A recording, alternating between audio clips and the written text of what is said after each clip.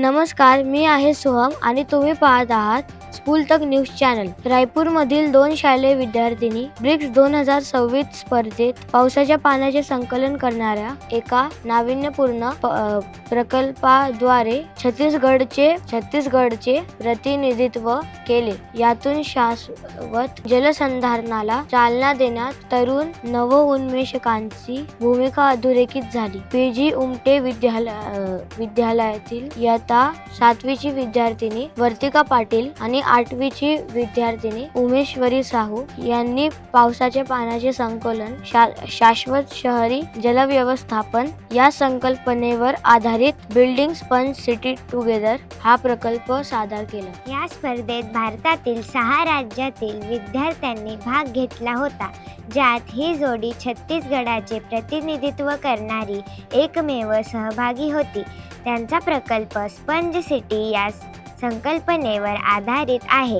ही एक शहरी नियोजन पद्धत असून ती हरित पायाभूत सुविधा आणि सुधारित जलनिस्सारण प्रणालीद्वारे शहरांना पावसाचे पाणी शोषून घेण्यास, साठवण्यास आणि त्याचा पुनर्वापर करण्यास सक्षम करते। मुसळधार पावसात होणारी जलसंचय कमी करणे, भूजल पुनर्भरण वाढवणे आणि पाण्याचा शाश्वत वापर करण्यास प्रोत्साहन देणे हे या मॉडेलचे उद्दिष्ट आहे। उमेश्वरी साहू यांनी या स्पर्धेचे वर्णन एक मौल्यवान शैक्षणिक अनुभव असे केले आणि हा प्रकल्प भविष्यात अधिक विकसित केला जाईल अशी आशा व्यक्त केली। त्या म्हणाल्या, आम्ही ब्रिक्स 2026 स्पर्धेत छत्तीसगडचे प्रतिनिधित्व केले आणि या स्पर्धेत सहभागी होणारे आम्ही राज्याचे एकमेव प्रतिनिधी होतो। यात भारतातील 6 राज्यातील विद्यार्थ्यांनी सहभाग घेतला होता। आमचा प्रकल्प पावसाचे पाण्याचे संकलन रेन वॉटर हार्वेस्टिंग या विषयावर आधारित होता। या प्रकल्पावर काम करताना आम्हाला खूप काही शिकायला मिळाले आणि आम्ही हा प्रकल्प भविष्यात अधिक